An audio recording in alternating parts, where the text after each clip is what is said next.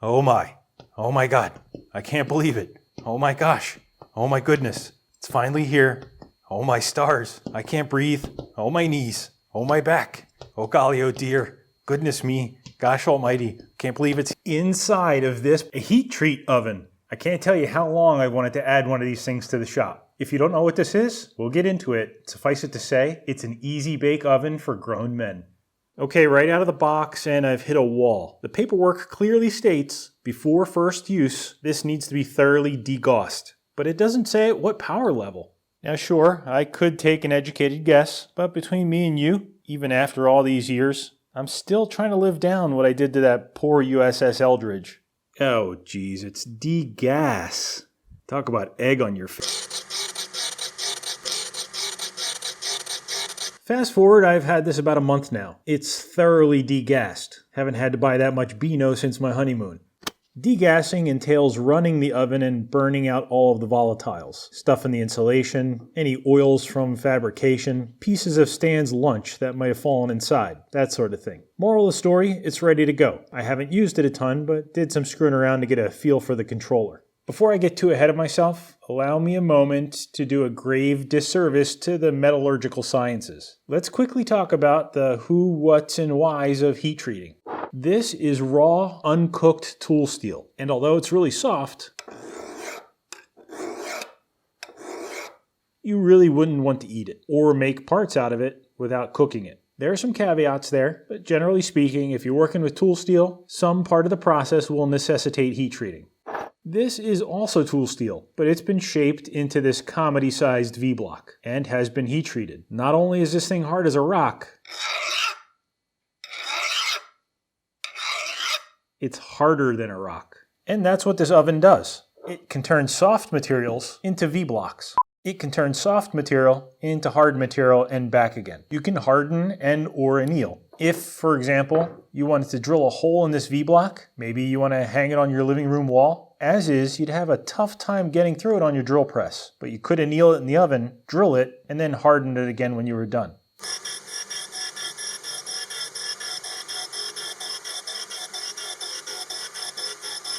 So I think I mentioned wanting to add heat treating capabilities to my garage here for quite a long time, especially since getting the surface grinder, but never really knew what to get. I'd get all worked up over one oven or the other, only to change my mind. When, crazy coincidence, Stan of Barzy Industrial out in California announced he was building and selling heat treat ovens. It was a sign, I tell you. Well, it was a heat treat oven, but it was also a sign. That, and I could support a fellow YouTube machinist at the same time. Win-win. I placed my order end of last year, and the rest is history. Wait a minute, it's not history just yet. You really shouldn't let me get away with cop-outs like that. Let's keep going with the video. This is a 360 cubic inch, 2000 watt oven, fully programmable with a Novus controller, and can do about 2000 degrees Fahrenheit, or 1100 C. But enough of the dry stuff, let's have some fun.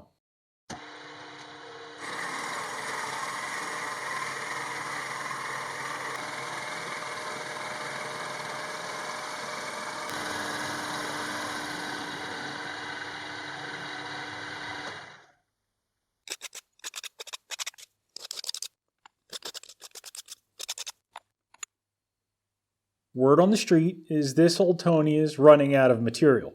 If that were true, how would you explain this? This is D3 tool steel, and I'd like to use it to make some tooling, specifically some vice jaws and matched set of parallels to fill in the gaps of the parallels I already own. You really can't have enough parallels. We'll machine these, heat treat them, then grind them to final size.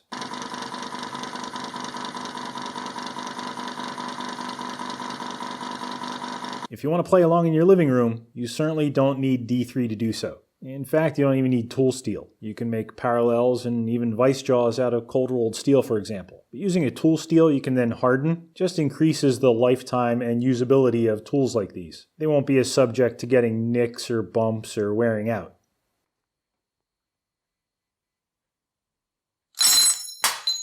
Why are we starting off at the mill? None of you might be asking. Why not just harden and grind these? Well, you could, I suppose, if it weren't for two things. First, these aren't to size. If we went right to the grinder, well, we'd have an awful lot of work to do there. For grinding, you really don't want to have to remove more than, I don't know, 10 thou, 15 thou. That, I suppose, is for a grinder this size, but generally speaking, the less you need to do here, the better. Second, the vice jaws will need mounting holes. You'd have an absolutely terrible time drilling nice holes on a surface grinder. So before we get to heat treating, and long before we get to grinding, I want to machine these so they're as flat, square, and parallel as I can get them off the milling machine, then heat treat and grind. I'm also going to leave them a smidge oversized in every dimension, maybe 5/1000ths of an inch on these size parts. Heat treating can and often does warp parts. If these end up with a twist or a bow in them from heating, I want to have enough fudge factor built in so I can grind that warp out and end up with flat, square, and parallel parts. If I take these right to size now, and they, I guess, bend a little, after grinding out that bend, the parts will be undersized. So we build that in ahead of time.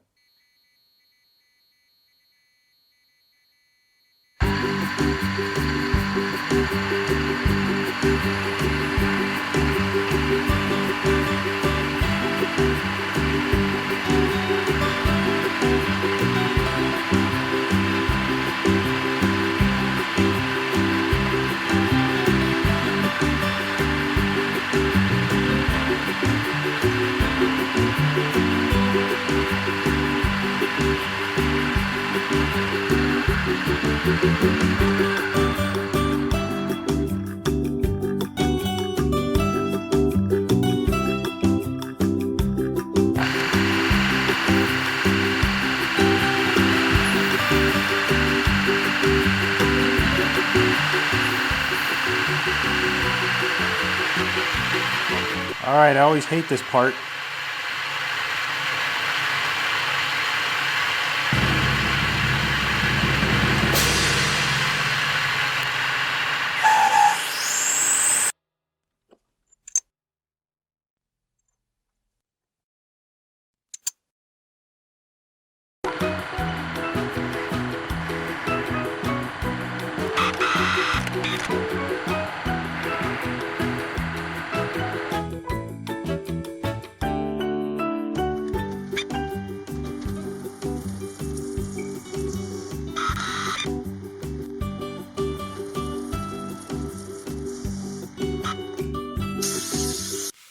And just like that, here are the finished parts. Well, the rough machined parts anyway. I've got a pair of vice jaws. These are for the Vertex vise. And 5 sets of parallels. I set out to make 4. These fill in some spaces I'm missing in my parallel sets, and they're a bit thicker.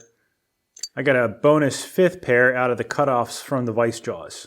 This was the piece that was karate chopped off there. I made them a smidge taller, wider, and thicker. I also added threaded holes in each end. I don't know why exactly. I added one for a vice stop. I had a bunch of extra threaded holes just laying around, so I threw them in there.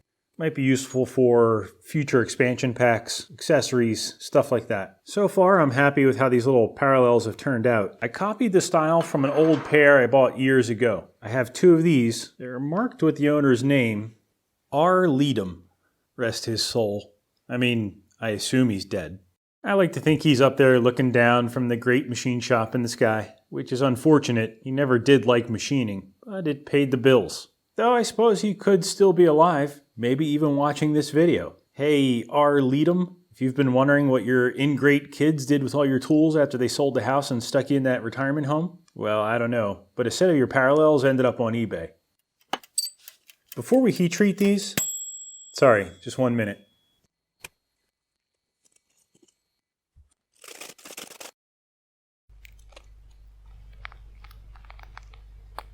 Before we heat treat these, let's head over to the surface plate and spot check what the mill did, just for kicks. If I kept you waiting an extra week for this video, I apologize. There's a lot of clutter on that plate I need to clean off. The surface plate is probably the most important piece of equipment in your shop. That's why I always keep it clean and clutter-free.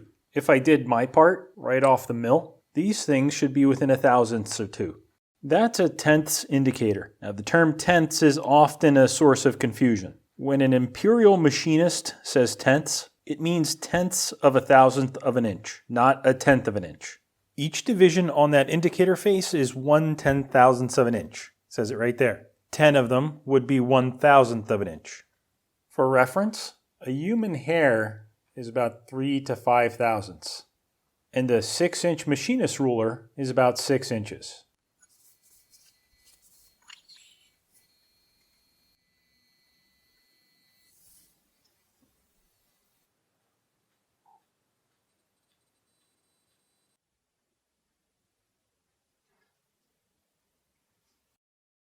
I'm zeroed out in the upper left-hand corner. I'm just going to sweep across the part and see what I ended up with. A little bit more than a thou dip, and top to bottom, about a thou. Let's see how we compare to the other one. This is 2 thou lower.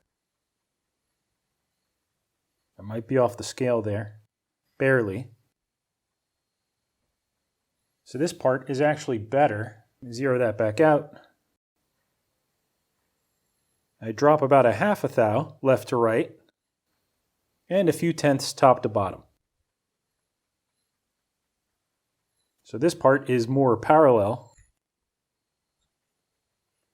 And this part's about 2 thou thicker. I think that's typical coming off the mill, for me anyway, these size parts. I probably got a little sloppy with this one, some dirt or a chip under the part. Maybe I didn't tap it down as well as I should have. Now here we're only checking parallelism with the surface plate. The parts are actually 7 or 8 thou larger than final size. Again, there's some accommodation there for grinding. I won't bore you checking these other parts. I probably will off camera, but let's get to heat treating. I may have just wasted 20 precious minutes of my life building, admittedly, the cutest miniature discount clothes rack I've ever seen. Was this necessary? Probably not, but for some reason I just want all of the surfaces free, not touching anything. And more importantly, a way of pulling these out that doesn't result in me dropping one in my shoe when they're 1,000,000 degrees.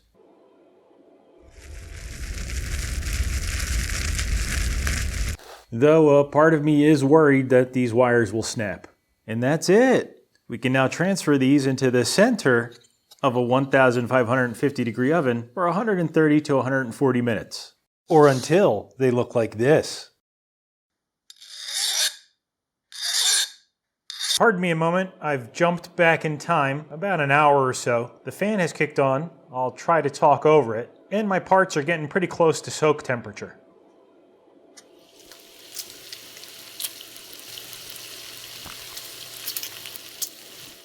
That's the current temperature in red and the target temperature in green. This oven uses a Novus N480D. Not sure if they all do, but I wanted and ordered one with a programmable controller. I won't get into the details as you can read about it online, but this has 3 user modes. The first is just basic oven control. Set a temperature and it'll hold it until you turn it off. The second, which is what I'm using now, is a ramp or rate mode. I told the oven to climb to 1750 degrees in 90 minutes, then hold that for another 30, at which point it'll turn itself off. If you don't use the rate mode, this oven can do 0 to 2000 in like 2 minutes, which is way too fast for the bun I currently have in there. Third mode is fully programmable, meaning you can do complicated recipes. Ramp to some temperature, hold it there, ramp some more, hold it, drop the temp, turn on the broiler, you name it. But it's more than I need for these simple parts. If you're wondering, at these temperatures, yes, the oven gets a little bit toasty. I mean, keep in mind there's like a supernova happening on the inside, but it's all stainless steel construction and there's a heck of a lot of insulation in there. Though I'm still getting an outside temperature of around 200 degrees. That's about 100 C. Being shiny, the oven isn't a great infrared target. I've placed a sheet of paper on the top. Now my hands are pretty calloused, so I don't know if I'm a good judge, but I could probably touch it for 4 or 5 seconds before my hand would stick, which I don't recommend. Just to state the obvious, you want to be careful around this thing, at least at this temperature. These are the finished, hardened, and tempered parts. One set even miraculously came out of the oven already ground to final size and flatness. But let's try to ignore that for now and talk about what happened. Very first important step, as always, bump into my tripod. Before the camera shake stops, I want to get this piece of scrap out of the oven and into the oil. The only point of this part is to knock some of the edge off the room temperature oil. Speaking of oil, I didn't have any fancy heat treat stuff. I'm just using a mix of old and new engine and gear oils that I had laying around. This was the scariest part for me. Part of me was expecting that can to just explode. I do have a fire extinguisher ready and within reach. I'm also wearing all of my protective gear. Face mask, respirator, heavy gloves, leather apron, open-toed sandals. Then I just did the same with all the other set of parts. Pulled them from the oven, quenched them in the oil. What I didn't show you is the hour I spent at the wire wheel trying to get some of this nasty scale off. The big boys would sandblast this off, which I don't really feel like doing. That or strip it chemically, I think. Though if we're talking serious business, these would have been heat treated in a vacuum furnace. No atmosphere, no scale. Next time I use the oven, I'll try holding my breath for a couple of hours. I bet that would help. A lot of the big stuff came off, but you can see how much havoc the air did to these parts at close to 2,000 degrees. After quench, and if all went right, these parts would have been maximum hardness. Somewhere around 63, 64, 65 Rockwell, which I guess is probably fine for parallels, but I wanted to bring that back a bit, so I tempered them. I put them back in the oven and soaked them for a couple of hours at 450 degrees. If all went well, according to the recipe I used, these parts should now be a little shy of 60, 57, 58, somewhere in there. To know for sure, to get an exact number, I would need a hardness tester, which I don't have, unlike some of my high society fancy pants colleagues. Till now, I've been making do with a good old-fashioned bite test. If I could leave bite marks, I'd know I was at least at a Rockwell 50. But before I lose one of my last 2 teeth, I invested in a set of these. For a legit hardness tester, you'd have to drop about $1,000 just to get through the door. These cost me less than $100, 60, 70, somewhere in there. This is a set of hardness tester files for cheapskates, 40 to 65 Rockwell C. Each file is harder than the last. You try them all until you find the one that won't cut your part. Then you've got yourself a ballpark answer. It's sort of like holding up paint swatches to your wall to try to get a color match. This is a piece of the D3 raw stock I made my parts from. And this is the 40 Rockwell file. You probably can't feel that, but it's biting. That's biting even more. So this thing is 40 or below. That's as much as the files can tell us. This, of course, is one of the heat-treated and tempered parallels. Let's try it on this already machined surface. There's 60. Here's 55 again. So that definitely skates across the surface. These parts are between 55 and 60. Mission accomplished. My mag chuck brings all the boys to the yard and they're like, I could teach you, but I have to. It's ironic how the surface grinder is one of the dirtiest machines in the shop, but cleanliness is so fundamental to its operation. Trying to get 1 to 2/10 flatness out of this thing.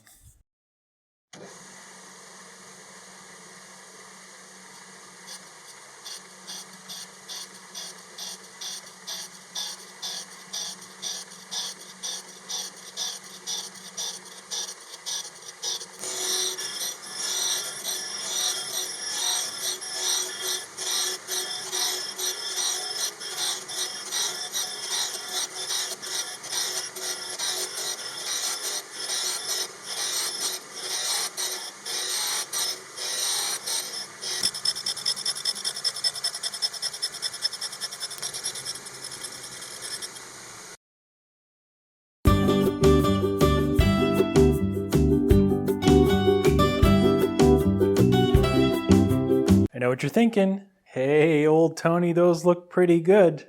But how do they taste? Shooting you straight here, not that good. But let's see how they work.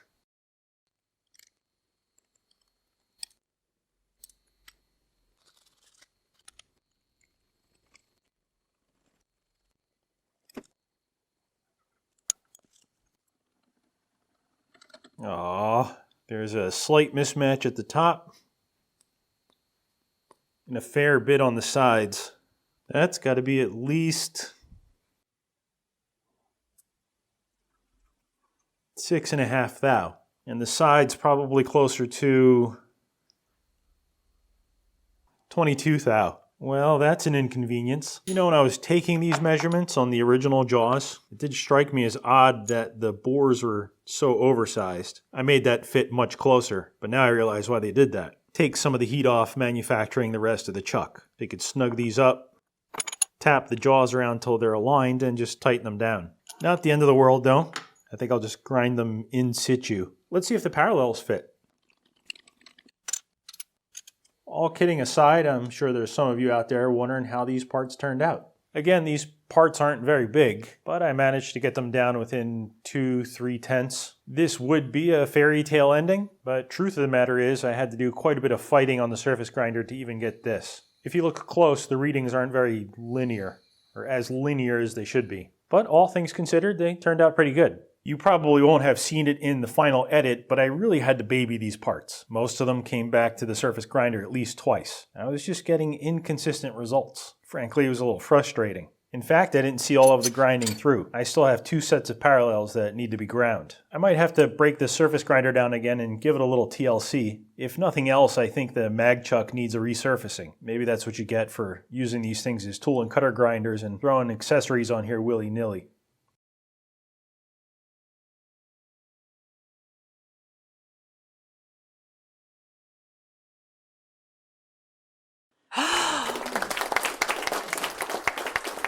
I had planned on getting into the practical aspects of heat treating, not so much what technically happens in the oven, but why you would want to heat treat, what happens to the mechanical properties, where it doesn't pay to heat treat, that sort of stuff, but I might save that for another time. All in all though, I'm really excited to finally add real heat treating capabilities to the garage, above and beyond the old torch and dunk routine. I've even used this to do a small cast iron repair. It allowed me to do precise preheating and exquisitely controlled cooldowns. I've never been able to do that before with cast iron. The size seems right for what I might throw at it, and customer support so far has been spectacular. I mean, just check this out. Oh man, you know, I like talking to you and everything, but you can't keep calling me like this. Stan, you're on camera. Oh, okay. I've always been curious. What got you into ovens? I see what you did there. I didn't see one that I wanted, so I built my own. But is it normal for the extension cord to be this hot? I think I can smell it. I told you 100 times, no extension cords. Building your own product must be rewarding, but I bet it's loud. How's your hearing these days? Website? Yeah, I got a website. It's barzieindustrial.com. If they go to the products page, I've got all 3 ovens that I currently offer. I got PDFs with prices and specifications right there on the website. Gonna go check it out anytime. I'm sorry. That's all the time I have for this gag. Say goodbye, Stan. Goodbye, Stan.